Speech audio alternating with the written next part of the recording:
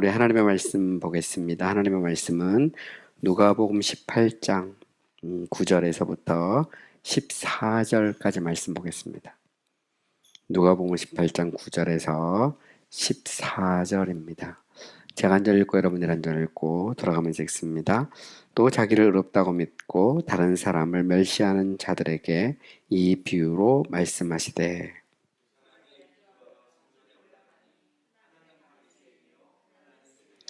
바리새인은 서서 따로 기도하여 이르되, 하나님이여, 나는 다른 사람들 곧 토색, 불의, 간음하는 자들과 같지 아니하고 이 세리와도 같지 아니함을 감사하나이다.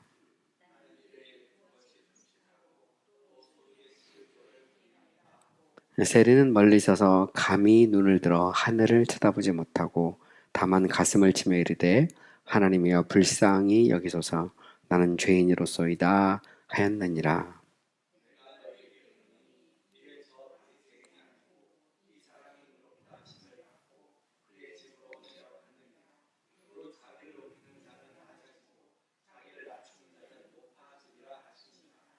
아멘.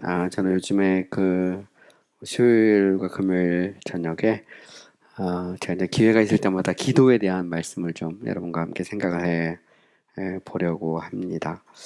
오늘 이제 우리가 읽은 말씀에서 우리가 하나님 앞에 나가서 기도할 때 어떻게 기도해야 하는지, 또 우리가 어떻게 하나님 나라에 들어갈 수 있는지를 배울 수 있습니다. 오늘 본문 9절은 이렇게 시작되죠. 또 자기를 의롭다고 믿고 다른 사람을 멸시하는 자들에게 이 비유로 말씀하시되, 예수님께서는 이제 자신의 공생의 기간 동안 진리를 가르쳐 주기 위해서 종종 비유를 사용하셨습니다. 근데 오늘 본문에 나오는 내용도 비유입니다. 비유라고 하는 것은 사실은 아니라는 것이죠. 그러니까 예를 들어서 진리를 설명하는 일종의 방법입니다. 그러므로 진짜 바리새인과 세리가 이렇게 기도했고, 바로 이제 그 장면을 예수님께서 묘사한 것이 아니고 우리에게 어떻게 기도해야 할지, 어떻게 하면 우리가 하나님 나라에 들어갈 수 있을지, 이 바리새인과 세리의 비유를 통해서 가르쳐 주신 것입니다. 특별히 오늘 이제 본문 9절에서 우리는 이 비유의 대상이 누구인지를 명확하게 알 수 있어요.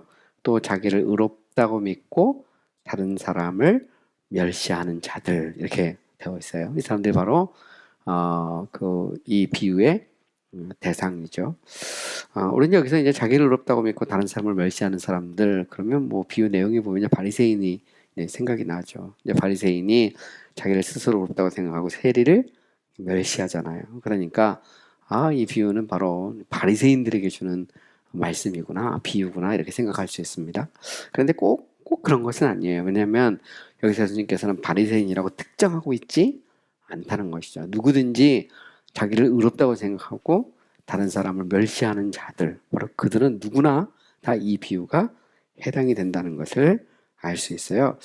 여기 먼저 멸시라는 말이 나오는데, 멸시한다는 것은 어떤 의미를 가지고 있냐면 없는 것처럼 생각한다는 그런 의미를 갖고 있어요. 그래서 자기 스스로를 이렇게 높게 생각하고, 그리고 자기보다 좀 못한 사람을 보면 마치 그 사람이 없는 것처럼 취급하는 사람들, 바로 그 사람들에게 이 비유를 주고 있는 것이죠. 그러므로 여기서 말하는 이제 이 비유의 대상은 바리새인보다 훨씬 더 범주가 크다는 것을 볼 수 있어요. 이 세상에서 자기 스스로 의롭다고 생각하고 자기보다 부족한 사람들을 멸시하는 그 모든 사람들에게 예수님께서 바로 이제 바리새인과 세리의 비유를 통해서 가르쳐 주신 것이죠.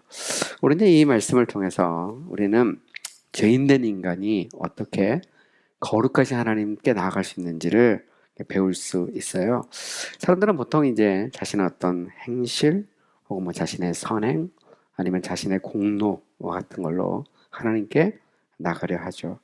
하지만 이런 이제 사람의 어떤 행위나 노력이나 공로는 모두 거룩하신 하나님 보기에 기준 미달이죠. 사람이 아무리 노력하고 애써도 거룩하신 하나님을 충족시킬 수가 없어요. 하지만 어리석게도 인간은 계속해서 자신의 노력이나 행실이나 어떤 공로로 하나님께 나갈 수 있다고 생각하죠. 다시 말해서 이제 자신의 노력으로, 자신의 행위로, 자신의 공로로 얼마든지 하나님의 정의의 기준에 이렇게 도달할 수 있다고, 충족시킬 수 있다고 생각하는 겁니다. 그러면서 자신들이 판단할 때 자기보다 좀 못하다고 생각하는 사람은 멸시하는 거죠. 마치 아무것도 아닌 것처럼, 마치 존재하지 않는 것처럼 그렇게 여긴다는 그런 의미입니다. 오늘 이제 바리새인과 세리의 비유는 이 사실을 아주 놀랍고 예리하게 지적을 하고 있죠. 결국 이제 여기에서 말하는 이 사람들, 그리고 이 내용을 보면 우리가 어떻게 해야만 하나님께 나갈 수 있는가, 우리가 어떻게 기도해야 하나님께서 우리의 기도를 응답하시는지를 알 수가 있죠. 우리 이제 본문의 내용을 이렇게 잘 보면 이 본문에서 예수님은 두 명의 사람을 이렇게 대조시키고 있는 것을 볼 수 있죠. 한 사람은 바리새인이고요, 다른 한 사람은 세리였습니다. 바리새인 그러면 이제 예수님 당시 유대교의 지도자죠, 지도자. 그러면서 또 사회적으로 존경을 받는 그런 사람들이었습니다. 또 이제 그들은 도덕적으로나 종교적으로 볼 때 흠이 없이 살고자 노력하는 사람들이었어요. 그들은 모세의 율법을 지키고 또 그것도 부족해서 그 율법을 지키기 위한 여러 가지 막 금지 조항 같은 것들을 만들었거든요. 그것을 막 철저히 지키고자 노력했던 사람들입니다. 그걸 이제 성경에서는 장로의 유전 이런 표현을 쓰고 있죠. 그래서 유대교의 전통을 따라서 그것을 아주 그냥 철저하게 지키려고 노력했던 사람, 그 사람들이 바로 바리새인이죠. 그리고 그들은 이제 당시 사회적으로도 이렇게 존경을 받는 사람들이었고요. 수많은 사람들이 그들을 따랐어요. 반면에 이제 정반대편에 있는 사람이 있죠. 그 사람이 바로 세리입니다. 세리.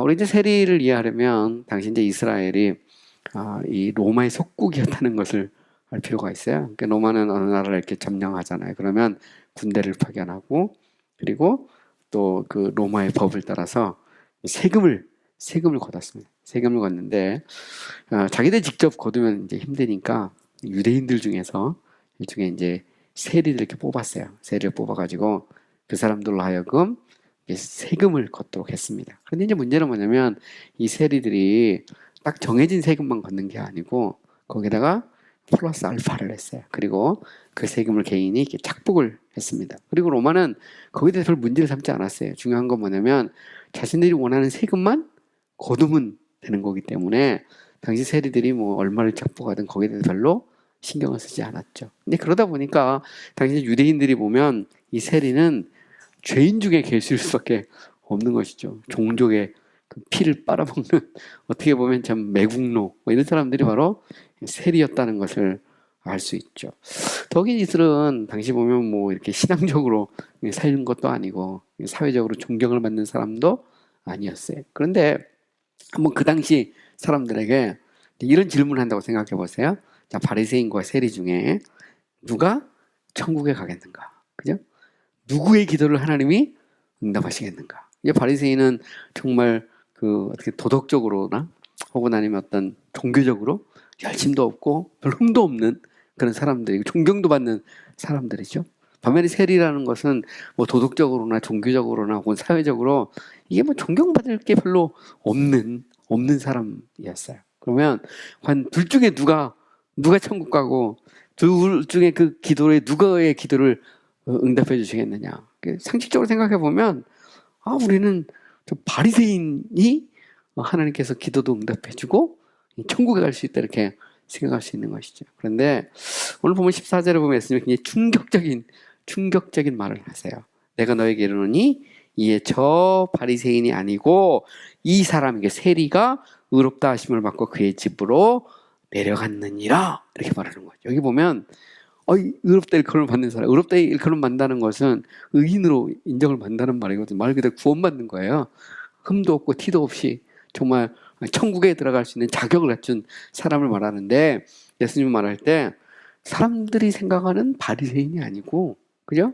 정반대로 세리가 의롭다 하심을 받았다 이렇게 예수님께서 대답을 하고 있는 것입니다. 여기 때 당시 이제 바리새인들이나 주변에 있는 유대교를 열심히 믿는 사람들이 이 말을 들었을 때 충격을 받았을 겁니다. 아니 바리새인이 아니고 어찌 세리가 하나님 앞에 의롭다 하심을 받고 천국에 들어갈 수 있고 그의 기도가 응답된다는 말이냐? 그래서 결국 이제 나중에 가면 예수님을 십자가에 못 박는 하나의 이 단초가 되기도 합니다. 어쨌든 보면 예수님께서는 여기에서 명확해요. 바리새인이 아니라 세리가 의롭다 하심 받았다. 그러면 그 이유가 뭐냐? 그죠? 그 이유가 나올 거 아니에요. 그게 이제 오늘 비유의 내용입니다. 오늘 보면 10절에 보면 예수님이 이렇게 말하죠. 두 사람이 기도하러 성전에 올라가니 한 사람은 바리새인이요 하나는 세리라 이렇게 말합니다. 여기 보면 두 사람이 기도하러 성전에 올라가죠. 여러분 당시 이제 그 유대인들, 특별히 이렇게 예루살렘 성 근처에 살고 있는 유대인들은 오전 9시와 오후 3시에 성전에 올라가서 기도를 드렸어요. 성전에 올라갈 때 아무 문이나 통해서 들어가는 건 아니고요. 성전 남쪽에 있는 계단과 문을 사용해서 성전에 들어가서 기도를 했어요. 근데 이 오전 9시와 오후 3시는 성전에서 제사장이 하나님께 제사를 드리는 그런 시간이에요. 제사장이 짐승을 잡아서 향과 함께 번제로 드리는 시간입니다. 그러면 그때 이 주변에 있는 사람들이 성전에 가서 오전 9시, 오후 3시에 기도를 했어요. 기도를 합니다. 그래서 제사장이 번제를 이렇게 드릴 때 같이 기도를 했어요. 여러분 제사장이 이제 아침과 저녁에 이렇게 번제를 드린다는 것은 무엇을 의미할까요?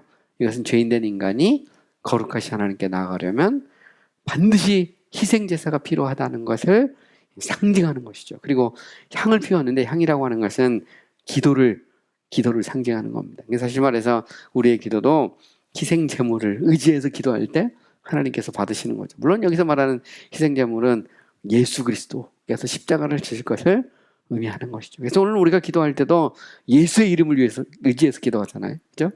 예수 그리스도의 십자가를 의지해서 기도할 때 하나님께서 우리의 기도를 응답해 주시는 겁니다. 어쨌든 이 비유에 보면 이제 두 사람이 기도 시간, 오전 9시가 됐든 오후 3시가 됐든 기도 시간에 성전에 올라갔어요. 이 모습은 당시 유대인이라면 쉽게 볼 수 있는 그런 장면이었습니다. 한 사람은 매우 도덕적이고 신앙적으로 월등하다고 평가를 받는 바리새인이고 다른 한 사람은 사회에서 손가락질 당하고 비난의 대상인 세리였어요. 그리고 이 둘 중에서 이 두 사람이 어떻게 기도했는지, 그 중에서 이제 먼저 바리새인이 어떻게 기도했는지에 대해서 예수님은 언급을 하죠. 바리새인은 따로 서서 따로 기도하여 이르되 이렇게 말하죠. 하나님이여 나는 다른 사람들을 곧 토색불이 가늠하는 자들과 같지 아니하고 이 세리와도 같지 아니함을 감사하나이다 이렇게 기도했어요. 여기 보면 바리새인은 따로 서서 기도했다 이런 표현이 나옵니다. 여기서 따로 섰다 그 말은 무엇일까요? 이제 바리새인이 세리 같은 사람하고 상종하지 않았다는 의미도 되고요. 정확하게 말하면 여러분 이 성전에는 항상 보면 안뜰과 바깥뜰이라는 게 있어요. 그 안에 이제 성소와 지성소가 있죠. 근데 이 안뜰과 바깥뜰이 있는데 원래 그 바리새인들은 안뜰에서 기도를 했고요.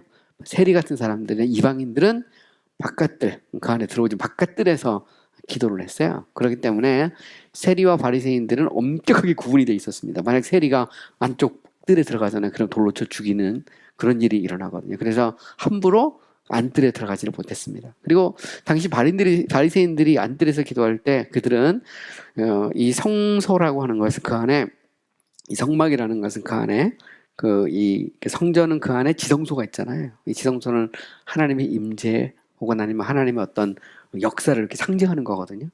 그러니까 결국 그들이 안뜰에서 기도했다는 것은 세리나 이방인들보다 하나님과 더 가까이 나갈 수 있다는 것을 의미하는 거예요. 근데 어쨌든 보면 따로 서서 기도했다는 것은 이 바리새인이 안뜰에 들어가서 기도했다는 것이죠. 근데 기도할 때 바리새인의 기도 내용을 한번 잘 보시면 하나님이여 나는 다른 사람들 곧 토색불이 가늠하는 자들과 같지 아니하고 이 세리와도 같지 아니함을 감사하나이다 이렇게 기도하고 있어요. 여기 보면 이 바리새인이 하나님께 기도하는 것을 볼 수 있죠. 그죠? 세리나 바리새인이나 동일하게 하나님께 기도를 하고 있습니다. 이제 문제는 과연 이 바리새인이 하나님이 누구이신지, 하나님이 얼마나 거룩하신 분인지를 제대로 알고 있느냐. 그것은 또 다른 문제입니다. 근데 어쨌든 이 사람은 하나님께 기도를 하는데 하나님 앞에서 이 바리새인이 먼저 자신의 도덕성을 강조해요. 자신이 얼마나 도덕적인 사람인지, 자신이 얼마나 의로운 사람인지 자랑합니다. 이 사실을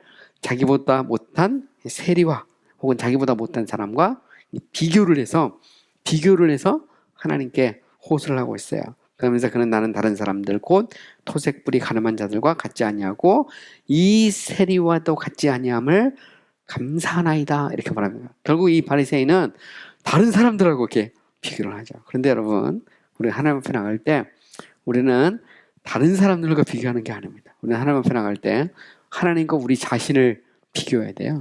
하나님의 그 거룩하심과 나의 모습을 이렇게 비교를 해야 됩니다. 그때 보면 우리가 하나님 앞에 내세울 게 없어요. 다시 보면 인간은 그렇습니다. 사실 우리가 비교해야 될 대상은 다른 사람이 아니라 하나님이거든요. 그러니까 우리가 똑같은 그런 연약한 죄인들이 아니고 하나님이 우리의 비교의 대상이 돼야 되는 것이죠. 그래서 우리가 하나님 앞에 나갈 때 기도할 때 하나님, 나는 저 권사님, 저 장로님, 저 집사님과 같지 아니함을 감사하나이다 이렇게 기도하는 게 아니라 하나님, 내가 지금 거룩하신 하나님 앞에 섰습니다. 하나님의 존재 앞에 설 때 내 모습이 얼마나 부족하고 얼마나 연약한지 나는 하나님 앞에 눈물로 회개하고 엎드릴 수밖에 없습니다. 이게 사실 우리의 모습이어야 되거든요. 그런데 이 바리새인의 문제는 뭐냐? 바리새인의 문제는 하나님 앞에 나가는데 하나님과 자기를 비교한 게 아니고 다른 사람들, 자기보다 못한 사람들을 비교하는 것을 볼 수가 있어요. 여러분 사실 보면 뭐 사람 이렇게 상대적인 게 있잖아요. 다른 사람하고 비교하면 아무래도 좀 이렇게 열심도 있고 종교적이고 이런 사람들이 좀 더 나을 수 있어요. 도덕적으로 보면 더 우월할 수 있습니다. 심지어 우리 교회 다니는 우리 성도들이 세상 사람들과 도덕적으로 더 우월할 수도 있어요. 그런데 우리가 하나님 앞에 나갈 때 우리의 도덕적 우월함을 가지고 하나님 앞에 나가는 것은 아니거든요. 우리는 어떻게 보면 벌거벗은 것처럼 하나님 앞에 나갑니다. 여러분, 사람이 의로우면 얼마나 의로울까요? 그래서 우리의 의는 성경에 보면 다 더러운 옷과 같다 이렇게 되어 있어요. 우리는 하나님 앞에 나갈 때 마치 이 야곱이 에서의 옷을 입고 가는 것처럼 그리스도의 의의 옷을 입고 하나님 앞에 나가는 것이지 우리가 스스로 만든 옷을 입고 나가는 게 아니거든요. 이것은 아무리 해봐야 누더기에 불과한 것이죠. 그런데 여기 바리새인이 기도할 때 보면 바리새인은 하나님 앞에 다른 사람과 비교할 때 자신이 얼마나 상대적으로 도덕적으로 우월한가를 가지고 하나님 앞에 기도하는 것을 볼 수 있죠. 이것은 무엇을 의미합니까? 이 바리새인이 하나님이 어떤 분인지, 하나님께 나갈 때 어떻게 나가야 되는지를 제대로 모르는 것이죠. 여러분, 기도라는 것은 무엇입니까? 기도는 우리의 공로나 우리의 의를 내세우는 것이 아니죠. 기도는 우리의 연약함, 우리의 죄악됨을 인정하고 오직 예수 그리스도의 의를 의지해서, 예수 그리스도의 보혈의 공로를 의지해서 하나님의 보좌 앞에 나가서 우리의 마음의 소원을 아뢰는 거예요. 그러니까 기도는 구하는 거거든요. 하나님 앞에 우리의 마음의 소원을 아뢰는데 문제는 뭐냐면 우리의 도덕적 우월함, 도덕적 의의를 가지고 나가는 것이 아니라 오직 예수 그리스도를 의지해서 하나님 앞에 나가는 것이죠. 하나님, 나는 부족합니다. 연약합니다. 그러나 내가 그리스도의 의를 의지해서 예수 그리스도의 이름을 의지해서 하나님 앞에 나갑니다. 주여 나를 긍휼하게 해주시고 내게 은혜를 베풀어 주시옵소서 이렇게 기도할 때 이것이 진짜 기도인 줄 믿습니다. 그러니까 바리새인은 이제 먼저 자신의 어떤 도덕적 우월성 이런 것들을 얘기했어요. 두 번째는 뭐냐면 이 바리새인은 자신이 얼마나 신앙적인지, 얼마나 종교적인지에 대해서 자랑을 했습니다. 나는 일에 2번 금식하고 또 소득의 11조를 드리나이다. 여기 보면 일에 2번씩 금식하고요, 소득의 11조를 드렸어요. 이 말은 무슨 얘기일까요? 여러분이 구약성경에 보면 하나님께서 우리에게 계속해서 금식해라, 금식하며 기도해라 이렇게 강조한 것 같아도 그렇지 않습니다. 우리가 모세율법에 보면 하나님은 이스라엘 백성들에게 1년에 딱 한 번, 대속죄 1년 한 번만 금식을 요구하셨어요. 이때만 하나님께서 금식을 요구하셨고, 뭐 스스로 건강을 위해서 금식하는 거야 뭐 할 수 있지만 하나님이 법적으로 요구한 것은 하나님은 대속죄 1년에 한 번만 이 금식하도록 명령을 하셨습니다. 이것은 하나님이 우리가 굶는 것을 별로 좋아하지 않는다는 것을 알 수 있죠. 그래서 예수님이 40일 금식했으니까 나도 40일 금식해야 되는데 이것도 뭐 경건의 능력을 위해서 할 수는 있어요. 그런데 구약의 법에 보면 1년에 한 번 하나님께서 금식할 것을 요구하셨죠. 이 말은 결국 하나님의 능력이 꼭 금식에서만 나오는 것은 아니라는 사실을 알 수가 있어요. 그런데 하나님은 1년에 한 번씩 요구를 했는데 이 바리새인은 말하기를 자신은 일주일에 2번씩 금식을 한다는 거예요. 여러분, 이제 바리새인들은 당시 보통 월요일과 목요일날 금식을 했어요. 월요일과 목요일. 그럼 왜 월요일하고 목요일날 금식했을까요? 그 이유는 바로 이날이 시장이 열리는 날이기 때문입니다. 그래서 이들은 월요일날과 목요일날 금식을 했는데 이 자신들이 금식한다는 사실을 알리려고 머리에 재를 묻히고 얼굴에 흰색 분을 칠하고 떨어진 옷을 입고 회당이나 광장 모퉁이에 서서 기도를 하고 있어요. 그러면서 그들은 하나님이 요구한 것보다 자신이 훨씬 더 많은 것을 하고 있다는 것을 사람들에게 보여줬어요. 여기에 대해서 여러분 마태복음 6장 5절에 가면 예수님께서 이렇게 말씀하시죠. 또 너희는 기도할 때 외식하는 자와 같이 하지 말라. 그들은 사람에게 보이려고 회당과 큰 거리 어귀에 서서 기도하기를 좋아하느니라 이렇게 말하죠. 그러면서 예수님은 오히려 8절에 보면 너희는 기도할 때 내 골방에 들어가 문을 닫고 은밀한 중에 계시는 내 아버지께 기도하라.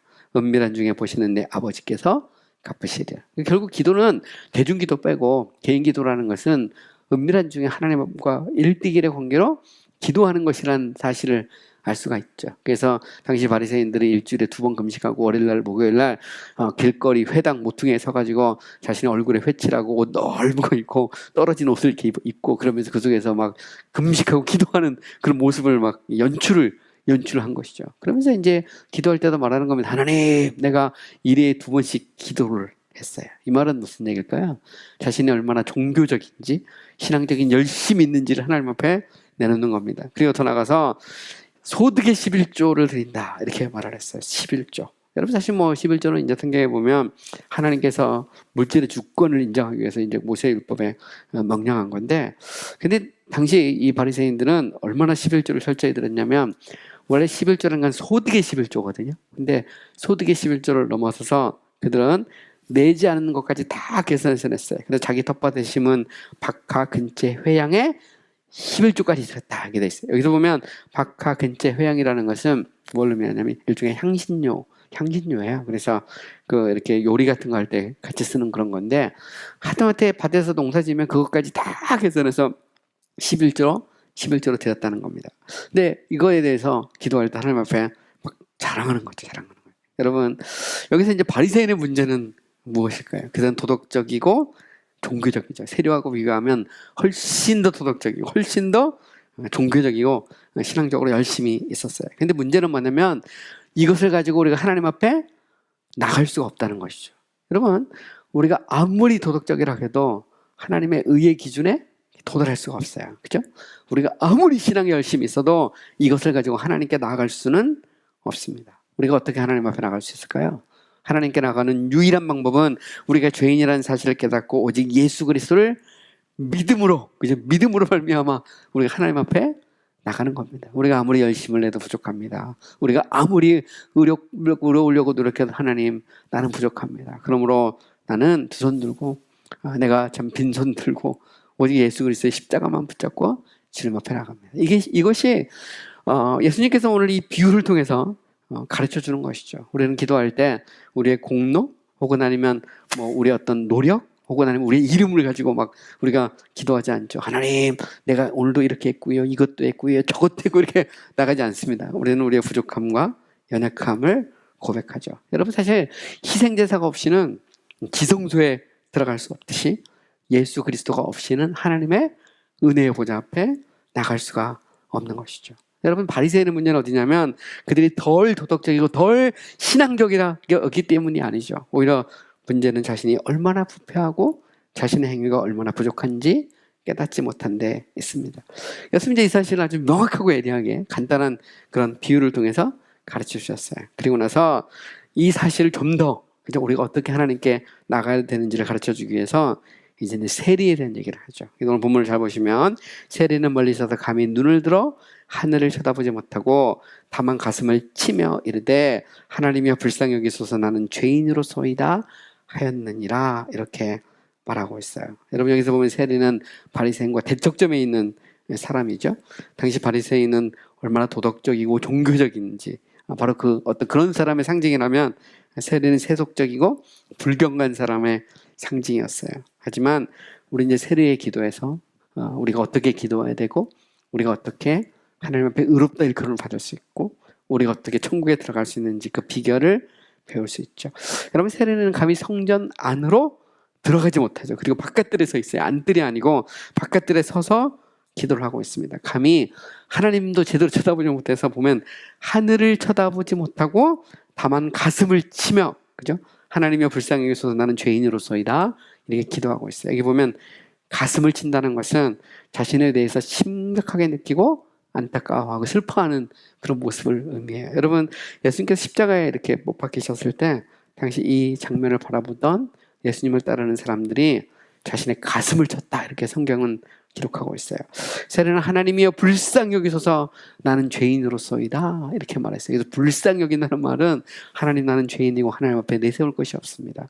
내가 하나님 앞에 나갈 수 있는 것은 오직 하나님의 자비와 은총, 은혜뿐입니다. 이렇게 고백하는 것입니다. 사실 우리가 하나님 앞에 나갈 때 내세울 게 무엇이 있겠어요? 우리의 의, 우리의 종교적 열심, 이것을 가지고 나갈 수 없죠. 우리가 하나님 앞에 나갈 때 우리는 하나님의 은혜와 자비에 호소하는 것입니다. 이것이 바로 우리의 모습인데 당시 세리도 마찬가지예요. 불쌍히 여긴다는 말은 긍휼히 여겨달라, 자비를 베풀어 달라는 그런 의미예요. 이것은 죄를 전제합니다. 내가 비록 죄인이지만, 내가 하나님 앞에 내세울 것이 없지만 하나님께서 나를 불쌍히 여겨주세요, 그리고 나를 받아주세요, 이렇게 기도하는 것이죠. 오늘 우리도 마찬가지입니다. 우리가 그리스도 앞에 나올 때 하나님, 나는 하나님 앞에 내세울 것이 없습니다. 그러므로 나는 오직 나를 위해 십자가를 지신 예수 그리스도, 바로 그리스도의 보혈의 공로를 의지해서 하나님 앞에 나갑니다. 이것이 바로 복음이고 이것이 바로 성경적인 어떤 하나님께 나가는 방법이죠. 여러분, 사도 바울은 자신을 죄인 중에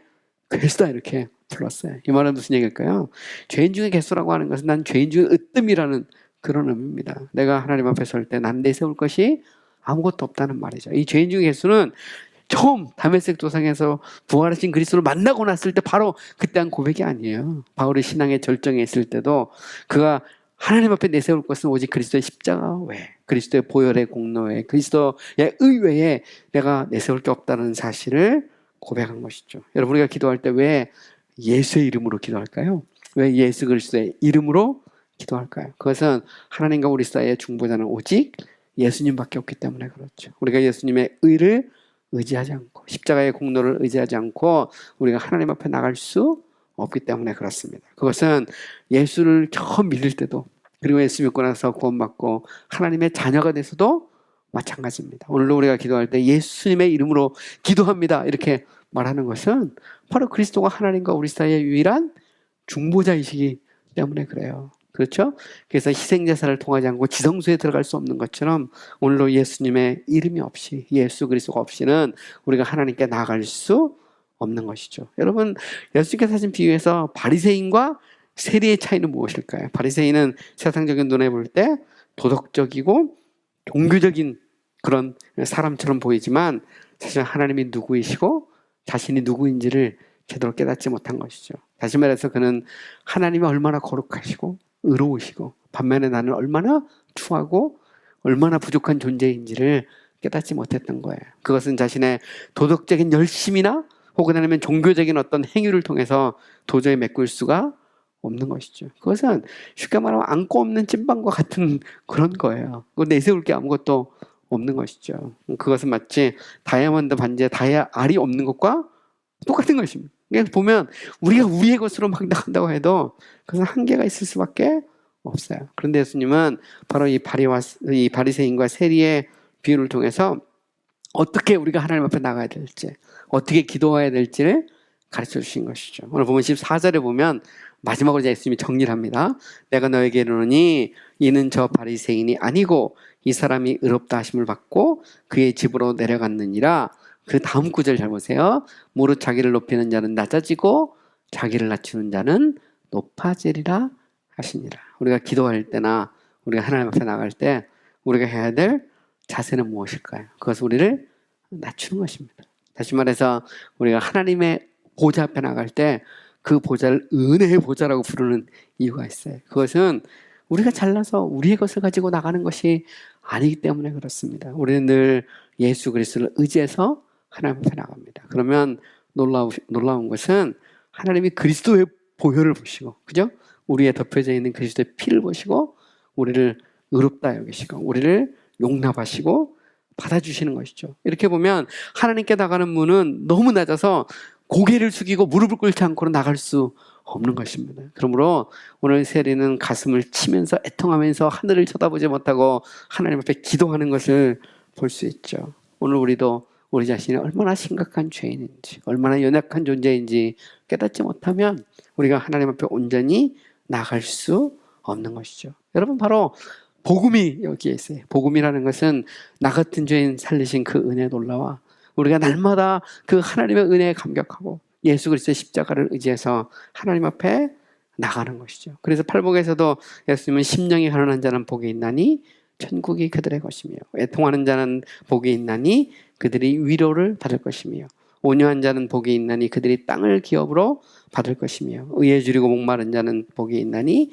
그들이 배부를 것이며, 이렇게 말하죠. 심령이 가난하고 애통하고 온유하고 의에 줄이고 목마를 때 천국이 저들의 것이 되는 것입니다. 다시 말해서 우리가 하나님 앞에서 얼마나 부족한지 깨달을 때 우리는 예수 그리스도의 의를 사모하고 그리스도를 붙잡게 되는 것이죠. 그때 이제 하나님 앞에서 그리스도를 통해서, 그리스도로 말미암아 그리스도 때문에 하나님이 우리를 의롭다 여기시는 거예요. 세리가 세상적 기준으로 보면 참 어떻게 보면 참 그 손가락질 받고 내세울 거 없지만, 그럼에도 불구하고 자신의 연약함을 인정하고 하나님께 용서를 구할 때 하나님께서 그 세리의 기도를 들으시고 의롭다 인정을 해 주시는 것이죠. 그러니까 오늘 우리도 마찬가지입니다. 그래서 기독교는 겸손의 종교입니다. 우리는 항상 주님 앞에 나갈 때 전부의 의지 없어서 손 들고 옵니다.